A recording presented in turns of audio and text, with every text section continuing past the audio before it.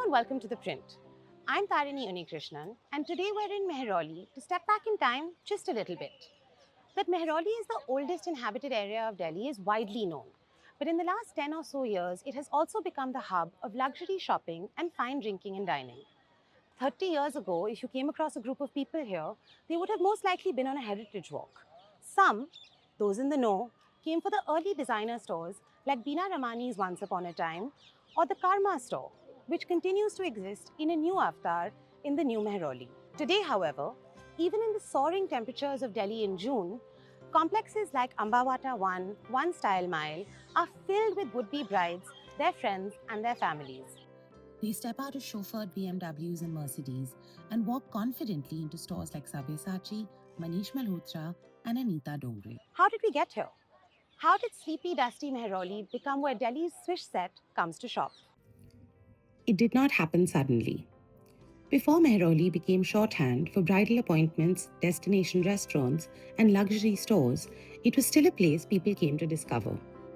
In the 1980s, Bina Ramani remembers driving here in her little red Maruti, sitting under a tree with a sandwich and a coke, and staring at the shuttered windows of an old building opposite the Qutub. In 1987, she opened Once Upon a Time. She made Western clothes out of old saris and Indian textiles. Soon, embassy wives, diplomats, and Delhi's social set began making the trek to what was then still considered the edge of the city. But if Bina Ramani made Mehrauli feel like a secret, Olive Bar and Kitchen made it part of Delhi's social calendar. This property was stunning, especially for a Bombayite. We're so starved for good space here in Bombay. And when I saw that space with that gorgeous tree right in the middle, it was very tempting for me. And Mr. Batra, the gentleman who owned the spaces, and I talked for hours, thinking, ideating, and so getting the vision right. And I had to think about it because, I'm a very hands-on person. And I was based here. And I realized I'd have to move to Delhi to open the Olive there. And so we talked for a couple of months. And I remember I flew down in July of 2000 and went there and sat there and said, yes. And then we moved ahead very quickly. My architect, Nazir Wadia, and his team worked closely with the two gentlemen that I'd met at Olive here. And at that time, Mehrauli was considered very far out. In Bombay, it'd be like, say, going to R.A. Mill Colony for a picnic. It was that sort of a location, a distance, and nobody went there. But for me, I was really charmed by the look and feel, the openness, and felt that an Olive there could be outstanding. Olive opened in Mehrauli in 2003. A.D. Singh says it was not the first restaurant to try the area, but it certainly changed how Delhi saw it. We really raised the value of Mehrauli from where it was at that time, which was really very low. We raised it very quickly, very high. And that's really how we got started and how Mehrauli got, I'd say, seen differently by Delhi, by restaurateurs, by retail. And when we opened, we had retail adjacent to us. At that time, Kimaya was there, the brand from Bombay. Yeah. And we had one more brand upstairs.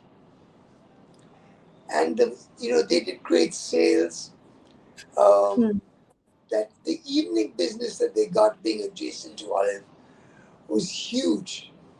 And I think as word spread about that is how retail got tempted to come into Mehrauli and take advantage of the customers, high spending, high quality who were coming every evening.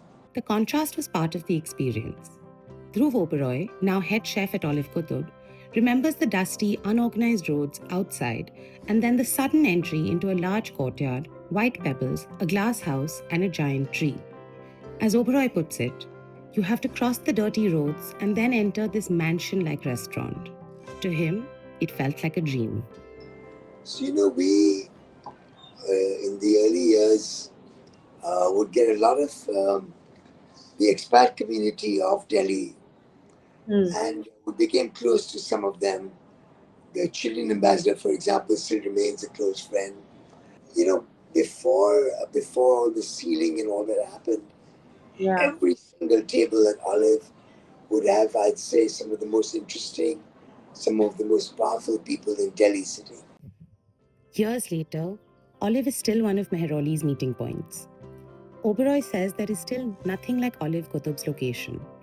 Mornings have become busier because of shoppers. High tea is now one of the busiest parts of the day.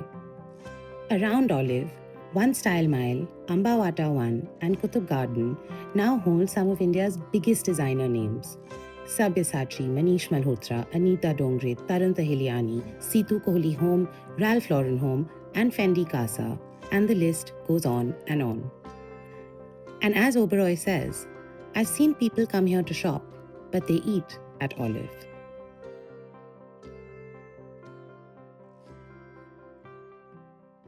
So the brands also choose spaces with characters. And in Delhi, they've chosen. And in Delhi, Meheroli. this is one of the best places. We have a view of the Qutub Minar from the store. Yeah. So it's as iconic. For Situ Kohli, Meheroli offers what a mall cannot. But we also have a lot of learning from Europe and the European luxury brands on how character and heritage is so important to sell even contemporary luxury. It can't ride on its own. It can't be sanitized. It can't be soulless. It will never work. How does the old sit with the new? So the old has always coexisted with new in Delhi, and rightfully so, because Delhi is one of the oldest capitals. Not one of it is the oldest capital of India. Here, the setting is not separate from the product. The old walls, courtyards, trees, and the view of the Qutub become part of the experience.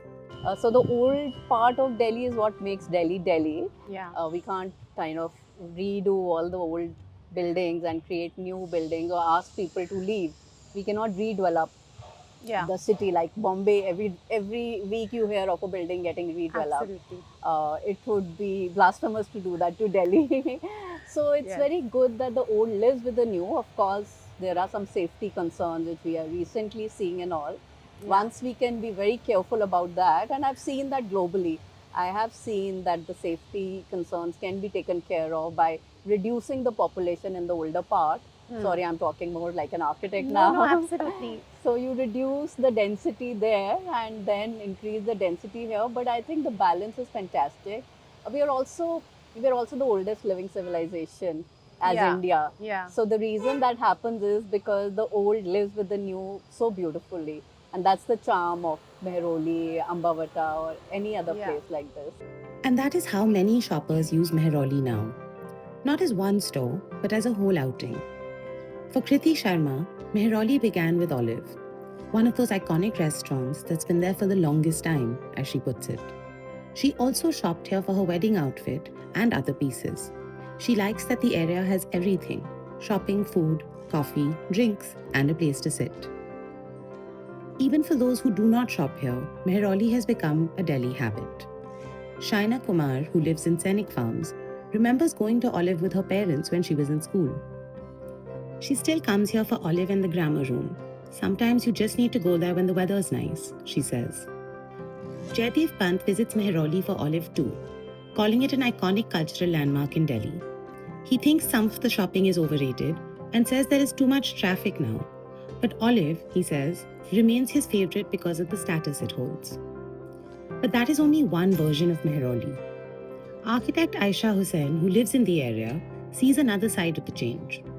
Her mother, conservation architect Smita Makhija, worked in the Meheroli Archaeological Park and led heritage walks there. Hussain used to join those walks as a child. Now, as a resident, she sees more buildings, more congestion, and by lanes that are harder to navigate. The restaurants and stores, she says, are often tucked inside complexes, so the expansion can happen without immediately announcing itself.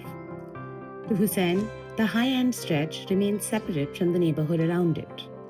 It's a very small pocket, she says, a self-contained world with nothing to do with their neighborhood. And outside the compounds, that neighborhood carries on.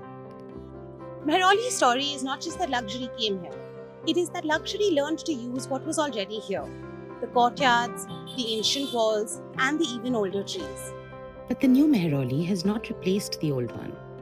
Outside these compounds, it is still crowded, historic, congested, and lived in.